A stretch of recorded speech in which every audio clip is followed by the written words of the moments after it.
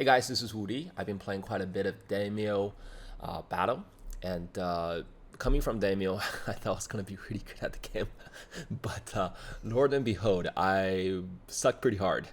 That's because there's a lot of differences between Demeo and also Demeo Battle. I thought about a lot of different ways on how I can kind of go over the differences and kind of teach everybody who are new to the game how to be better at this game. But thought about a couple different ways, just can't really come up with a really good way. So I'm just gonna start out by showing everybody a gameplay that I did and kind of walk through all the things that I'm thinking about as I'm playing the game. Just a quick disclaimer, I'm by far not the best player at this game, and because the game is so new, there's a lot of stuff to kind of figure it out as we go along. However, I do seem to have a first mover advantage as I have leveled up two of my accounts, not one, but two accounts in Demeo Battle to full level, which is level 20. And I'm going to share my experience based on what I learned so far. Anyhow, so game selection screen, you could see that I always pick dark waterways, and the reason for that is because it's the smallest map. So if you're trying to level up, this is the best way to go about it. But we got a different map. And for demonstration purposes, I am not picking the Barbarian. I feel the Barbarian by far is the strongest character in the game, has the most playability, like to outplay your opponent. But just to show you guys, when you're leveling up, you're not going to get Barbarian because he's at level 30. Going to the selection screen. So I'm thinking of what to get. And this is for the Archer. So the reason I'm buying, what did I get first? I believe I bought Elven Priest. Elven Priest is the strongest range unit in the game by far. Can spawn, can shoot a sucky powder, and it doesn't miss. And then I'm also picking up a little bit of scout. So I can't really see from my screen what they are, but so pretty much summon monsters, right? So you're summoning monster. The reason the summon monster is so good is you could summon ahead of you, so then so the monster can scout for you and at the end of the turn attack the enemy that it sees. Some of the stuff you guys should probably know, you could lock the characters that you want, and then you could shuffle the characters that you don't want. So top left hand corner, that purple button that I was pressing, that's shuffle, and you want to go ahead and spend all your gold by the end of the buying phase. I'll go ahead and explain more of the monster later, but I really wanted that Hunter's Mark because that has a strong one-shot potential of the enemy, but I ran out of gold. So usually I do like to pick up that Hunter's Mark. But overall, if you have an archer on your team, you do want a more heavily focused team towards minions, right? Because you want to have that buffer between the enemy and you. So now I'm buying for the assassin. I am very interested in the rat, just because the rat is a very strong unit. It can spawn a rat hole, and rat hole spawns unlimited amount of rat. But Elven Priest is by far the strongest unit, especially if the opponent has a assassin, because I think this could be fixed in the future. But the Elven Priest attack, which is a sucky suck thing, the purple sucky thing, I don't know what is it called, it could actually review the enemy assassin, and even when the assassin is hidden. So pretty much set up, this is how I usually set up if I want to try to go and conquer both chests. I want my archer to be on the stronger side, which is usually the left hand side for us. The way that you keep track of this is see where you could access the upper ground, right? The closer the alleyway that your archer could grab the high ground is the strong side for us. So this is how I set up. Sometimes I set up them all on the same side, but most times I like to grab as much chest as possible and converge into the middle. Go ahead and open. So this is the only location that you want to open your gate, because this is how you're in range for the first chest. That's the reason why. So went ahead and grab some cards. And this is the way I set up my minions. I set up all the spawning units, so the unit that are able to spawn stuff, so the purple monster and also the rat all the way to the back. So you see the door opened. This is how you know the opponent is is going that side. And then he opened up the chest, obviously. So going to go ahead and move my assassin and grab the second chest. All right, the chests are super important because if you look at it, I just grab 500, 600 gold worth of items. All right, so imagine you have extra 600 gold versus your opponent. So I can see the opponent comes in, he is grabbing that second chest for him on that side. So right now I'm thinking like, okay, so what am I gonna do as the archer? Because I don't want to run up there. I could go ahead and grab the second chest for sure.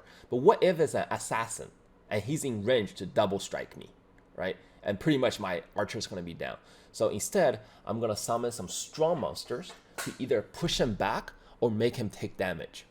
And that's the beauty of summoning monsters, right? It's a lot of people's like, like, why don't I just purchase the monster and it's cheaper, right? Because when you summon the monster, you can actually summon it closer to the opponent.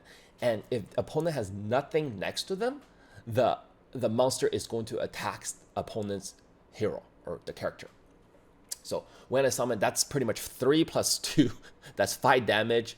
If he does a fire bomb, the fire elemental, that's 8 damage. So he definitely wanted the warrior definitely doesn't want to take that. All right. So I kept the scout, the beast whisper. I kept that card is because I'm gonna use it for scouting later. It's more of a scouting, right? So the stronger card I use is to push opponent back. So now the opponent assassin's turn. If you could see on the left hand side, that's the turn, right? Just pay attention to, whose turn it is, so you'll know like it really provides an advantage to knowing like who is going next. So you see the opponent assassin, and he didn't want to go and get up there. So I'm looking like, okay, he plays a mine. And Heaven's Fury is one of the strongest card. It's very RNG, but when it works, it works. And I don't know, more likely I've seen so far, it works. So the reason we're doing this is because we have 2 very valuable target. Number 1 is the opponent assassin, and number 2, we want to kind of just review that bomb. And because if we review that bomb, guess what? That's gonna hit the assassin because it's a 3. I believe it's a 3 square. Yeah, 2 square and 2 square. How did I hit the assassin? But I didn't. What went through my mind is maybe I'm gonna get lucky and hit the assassin. Maybe I could potentially kill him if I get really lucky. But at the same time, I could review that bomb, right? So I'm like, is a good deal. Now, I want to let you guys know, one of the biggest problem on PC, if you're playing on PC, is you cannot rotate your character, so opponent cannot hit you, backstab you. Which I'll show you in a little bit of what I mean. So the warrior's turn, he actually makes a pretty good choice by throwing up his elemental. Let me think what I would have done in this case. What I would have done in this case is I might have just hit towards the fountain just in case my assassin or his assassin goes down, right? Because his assassin is at 1 health. His assassin could very well just stealth and run away, wait for the warrior to get the fountain, which is in the middle, for a full health. Well, unlucky for him, you see what I mean by that is the elven priest did the sucky suck, the blue suck, whatever that thing is called, and just took the assassin down. That was, so this is why you buy elven priest, guys. That tier 1 unit, probably the best unit in the game. Not only it can suck, it could spawn units. It's just OP. Tier S, easily. All right, so my archer's turn. I believe I'm gonna go get a chest. Yeah, so I'm pretty scared because he could, if he has a good angle, I'm not sure. I feel like if he go all the way towards the chest, he has a good enough angle to throw a bone and explode the fire lamp. And that's what my concern is. But I just went ahead and took the risk and grabbed the chest anyway. So this assassin, if he's smart, he'd head towards the fountain, right? But But I think they have like something planned. They're like, oh, you know, we're gonna do this teleport thing, which I'll show you. It's pretty cheeky, but it's effective. Sometimes it works. And anyways, so here he goes. He want to backstab, and that's the thing, right? See, if I see him right there, I could easily maneuver towards the wall with my back against the wall on quest. But the problem with PC is you cannot like rotate your characters. You can only place them. So he's gonna backstab me twice, and I don't really understand why he did this because I could just easily head to the fountain afterwards and get my health back. But I think he's just trying to do as much damage as possible. So one of the only reason why I would do this if I'm him, if I could take down my assassin and make me waste the health potion. And he got really lucky. Speak of the devil, double strike, right? So I'm like, okay, all right, well, you know, we're just gonna knock him out, right? So we have two choices, but really we have one choice, right? We need to stealth right here. He's not gonna get picked up, right? We need to stealth. Like we could go grab the fountain, we could go grab the chest, right? But that rat could potentially come down because the rat actually has 3 movements. So that would be 6 movements, could potentially come down and kill us. So yeah, so I'm thinking like, why doesn't he go towards the fountain? This is why. He want to go ahead and teleport everybody to him. And he want to pick up the assassin. The problem with this is usually when I use this is when I want to corner the opponent. Not teleport all my unit over to this one low ground so my opponent can shoot at me. Especially the fact I don't think he took in consideration that I have an archer. He's thinking that he could pick up his opponent, his ally when his ally goes down. But the problem is, if you saw the skeleton that's on top of the assassin, you cannot pick him up. He's gonna pretty much die immediately. You cannot pick him up, and he's gonna die. So you pretty much, yeah, he's done for. And the fact that I have an archer right there is archer already have the line of sight. So that was actually a bad move. That was his saving grace. If the unheard could have shielded the assassin, but it didn't. So this looks pretty scary for the archer, but it's actually not. So we're gonna go ahead and just kill the assassin. All right, we're gonna go ahead and kill the assassin. And what's nice about it is we actually have one more turn, which we're not gonna use. So we're gonna kill the assassin. All right, and we're just gonna casually run away a little bit. The reason we want to run away a little bit is because we want to go ahead and explode that fire lamp. But before that, we want to go ahead and panic. So panic powder. We're going to panic one of the elemental. The reason we're panicking the ice elemental is because we want the other units might make a mistake and attack the ice elemental. And if that happens, then the ice elemental might get low enough and explode and freeze all the enemy units that's at that location. All right, so that's why I always panic the one that I wanted to die. I want to panic the unit that I wanted to die. So I move away a little bit because now I'm like, okay, I could actually hit the fire lamp now. The assassin, I'm being a little greedy here, right? So if it's like a really close match, I might just head on over to go grab the fountain and then head on over to help. But in this case, I want to be a little greedy and take the box, take the chest. So now I want to make my way to the fountain. So I think his only saving grace right there is, he didn't have no saving grace because his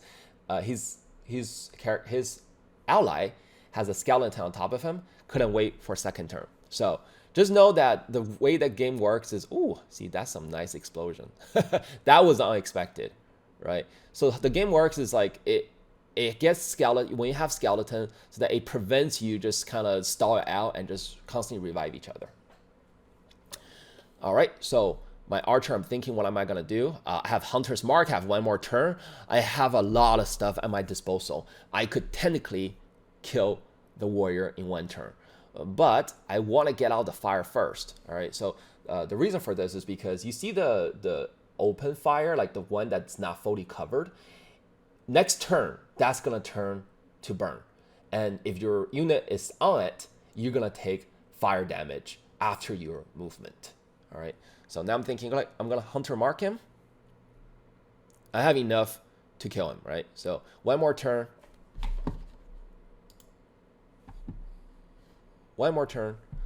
we're gonna go ahead and we put vulnerability on him, but we're gonna attack the fire lamp, right? Because the fire lamp is gonna do extra damage because he's vulnerable now.